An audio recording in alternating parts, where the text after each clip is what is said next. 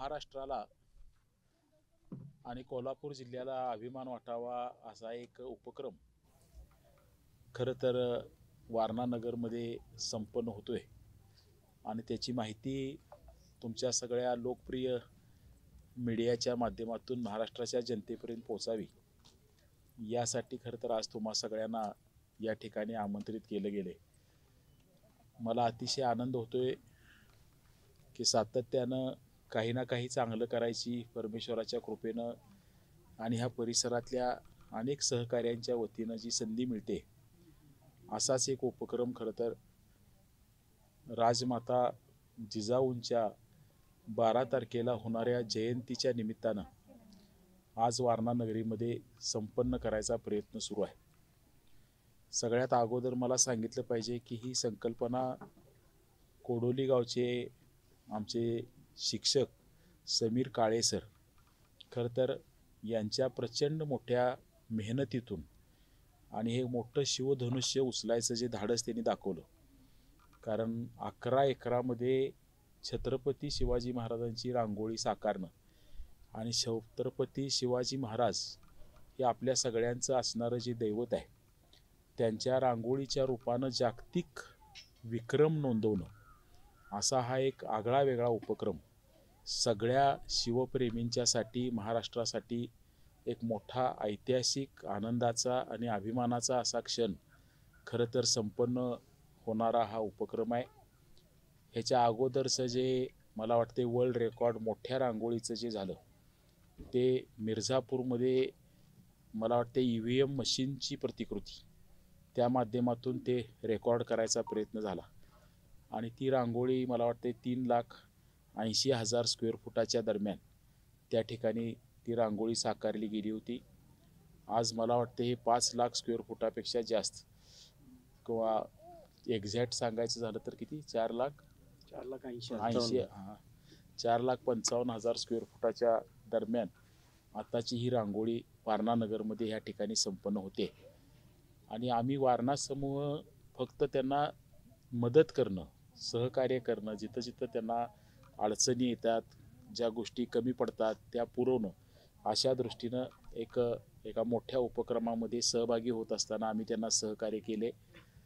त्यांनी अतिशय कल्पकतेनं खरं तर कागदावरचं हे शिवछत्रपतींचं जे चित्र आपण रांगोळीच्या स्वरूपात साकारणार आहे त्याचे सगळे डायमेन्शन्स 11 एकराच्या प्रपोर्शनमध्ये कसे होतील ह्याचा अभ्यास करणं आणि त्याच्यापेक्षा महत्त्वाचं काम जे खरं तर त्यांनी केले की 350 महिलांच्या मध्ये खरं तर ह्या उपक्रमाच्या बद्दलच्या असणाऱ्या भावना विचार पोचवणं आणि त्यांना या उपक्रमासाठी ट्रेन करणं की बाबा ही रांगोळी कशी टाकायची, तुम्ही काय मदत करू शकाल अशा दृष्टीनं खरं तर प्रचंड कष्ट म्हणजे या सगळ्या महिलांना ट्रेन करणं त्यांच्यामध्ये जागृती करणं त्यांच्यात प्रचंड मोठा उत्साह निर्माण करणं असं हे काम खरं तर अनेक दिवस ते साकारतायत।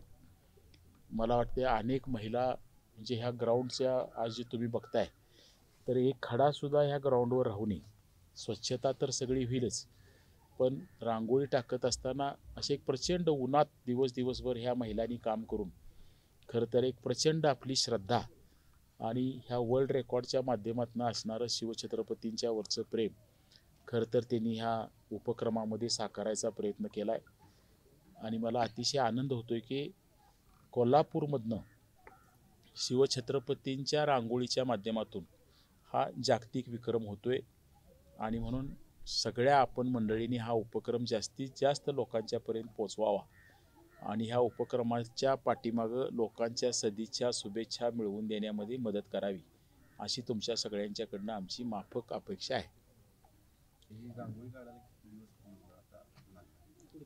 साधारण त्यांनी हे ग्राउंडच्या प्रिपरेशनचं काम आता गेले 15 ते 20 दिवस झालं सुरू आहे आणि रांगोळीची सुरुवात म्हणजे त्यांनी आता आखून घेणं ह्या छोट्या छोट्या आता तुम्ही ते दोरे बांधलेले जे बघताय हे सगळं आखून घेण्याचं काम त्यांचं बऱ्यापैकी सुरू आहे आणि मला वाटतं एक परवा दिवशीपासून किंवा कालपासून रांगोळी प्रत्यक्षात टाकायची सुरुवात आता त्या ठिकाणी झालेली आहे आणि तुम्ही परवा बघितलं असलं तर जवळजवळ 35 टन रांगोळी ह्या उपक्रमासाठी लागणार आहे आणि त्यांनी ते अगदी म्हणजे वर्गणी काढून ह्या महिलांनी, कोणी 100 किलो 200 किलो असे सुद्धा लोकांनी प्रचंड मोठा म्हणजे हे इन्व्हॉल्वमेंट लोकांची मोठी आहे. म्हणजे जसं या 350 महिला आणि त्यांना मदत करणाऱ्या शाळेय स्तरावरच्या एक 400-500 मुली ह्या प्रत्यक्ष काम करतायत. पण अनेक लोकांनी सढळ हातानं ह्या उपक्रमामध्ये सहभागी व्हायचं ठरवलंय आणि असं एक वेगळं स्वरूप खरं तर ह्या जागतिक रेकॉर्डच्या निमित्तानं त्या ठिकाणी साकारते. ची सगळ्यात मोठी रांगोळी रेखाटत आहोत. मगाशीच आपल्या सावकार साहेबांनी सांगितलं की बाबा समीर काळे सरांची ही कल्पना, पण ॲक्च्युली ही कल्पना मांडली, पण मला पाठबळ देणाऱ्या या 350 बहिणी आहेत आणि ह्या गेले 6 महिने झालं. म्हणजे शिवराज्याभिषेक दिनाला आम्ही या रांगोळीचा डेमो घेतला आणि 6 महिने ह्या आमच्या बहिणी प्रॅक्टिस करत आहेत. आता ही रांगोळीची कल्पना ज्यावेळी आम्ही अस्तित्वात आणली त्यावेळी मोठमोठे कलाकार वगैरे सगळे आमच्या समोर आले, बाबा आम्ही हे रेखाटतो, आम्ही ते रेखाटतो. पण ज्या आपल्या 350 महिला ज्या असणार आहेत, जे आपलं वडणगे गाव असू दे किंवा बाबा भैरेवाडी गाव असू दे, त्यानंतर पारगाव गाव असू दे, अशा ग्रामीण भागातल्या महिलांची आपण 6 महिन्यापूर्वी टीम तयार केली. त्यांना ठराविक पॅचेस जे आपला आता हाताचा पॅच, पायाचा पॅच हे वाटून दिलं आणि हे 6 महिने आपण यांच्याकडून प्रॅक्टिस करून घेतली. आणि त्यातच आता एक तुम्हाला या ठिकाणी समोर हे चित्र जे उभा राहिलं आहे, तर याच्या मागं त्या आमच्या बहिणींचं फार मोठं कष्ट आहे. आणि 12 तारखेला निश्चितच स्वरूपात एक जगातली सगळ्यात मोठी रांगोळी सावकार साहेबांच्या देखील सहयोगानं या ठिकाणी वारणा नगरीच्या या भूमीत संपन्न होईल. आणि त्या सर्व बाबा रांगोळीचा ह्या संपूर्ण महाराष्ट्रानं बाबा ही रांगोळी थोडीशी बाबा सगळ्यांनी बघावी आणि हे नाव कुठंतरी बाबा एक मोठं व्हावं. आणि ह्या बहिणींचे जे कष्ट आहेत काय, याला तुम्ही बाबा थोडंसं पाठबळ द्यावं ही माझी इच्छा आहे. आता शकत नाही म्हणजे आपण कुठनंही बघायची म्हटलं तर ते दिसणार नाही. साधारण आता 125 फूट उंचीवर ड्रोन कॅमेरा घेऊन त्यातनं ही रांगोळी दाखवायची लोकांना बघायला येणाऱ्या. आणि तशा प्रकारचं मग एक मोठी स्क्रीन आपण या ठिकाणी करायचं ठरवले आणि ती रांगोळी प्रत्यक्ष त्या स्क्रीनवरनं आपल्याला ड्रोनच्या माध्यमातून दाखवायची व्यवस्था आणि ते रेकॉर्ड करायची व्यवस्था. त्यांच्या नियमाप्रमाणे IPS दर्जाचे IAS दर्जाचे 2-3 अधिकारी, प्रामुख्यानं मीडियामध्ये त्याचं कव्हरेज, हे जे काही नियम आहेत जागतिक रेकॉर्डचे जे त्यांनी आता नोंद केले, त्याच्या अनुषंगानं तो सगळा 12 तारखेचा कार्यक्रम. आणि मग ज्यांनी ह्या महिलांनी कष्ट घेतले त्यांचे सत्कार आणि एक तुम्ही मला वाटतं एक छोटासा कार्यक्रम ठेवलाय ना ह्याचा स्वराज्य गाथा म्हणून एक कार्यक्रमानं, असं ते 12 तारखेच्या कार्यक्रमाचं स्वरूप आहे. उपस्थिती आता प्रमुख नाही, पण आता मी प्रामुख्यानं म्हणजे CM, दोन्ही DCM आणि राज्यपाल ह्या चौघांना आज पत्र लिहून अशा प्रकारचा उपक्रम संपन्न होतोय आणि त्याला तुमच्या प्रत्यक्ष तुम्ही भेट द्यावी किंवा तुमच्या संदेश द्यावा अशा स्वरूपाचं आज कोऑर्डिनेशन केले. त्याप्रमाणे ह्या सगळ्यांचे संदेश येतील.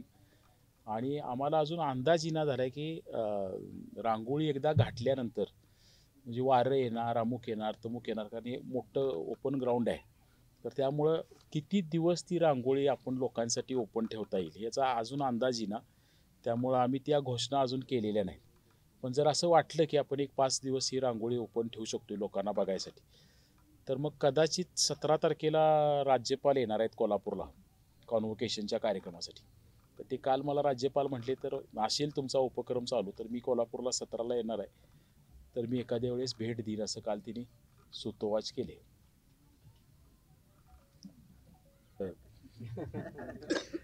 म्हणजे सारखं म्हणजे प्रकरणं वाईट आहेत, पण किती चालवायचे आणि काय, काहीतरी असं सकारात्मक दाखवूया. म्हणजे परत एकदा जिजाऊंच्या माध्यमातून महाराष्ट्राला एक चांगल्या संकल्पाकडे नेता येते का प्रयत्न करूया. स्पर्शही करायला तुम्ही जरी म्हणला ना, दुर्दैव हेच आहे म्हणजे प्राधान्य त्यालाच मिळते. हा एक हुदी कार्यक्रम तुम्हाला लागेल तेवढी मुलाखत त्या बाबतीत देतो. पण आज एवढा मोठा इव्हेंट होतोय हा जागतिक रेकॉर्ड शिवाजी महाराजांच्या रांगोळीचं, त्याला डिस्टर्ब करायला नको. त्या उंचीनं त्याचं पावित्र्य सगळ्यांनी जपावं.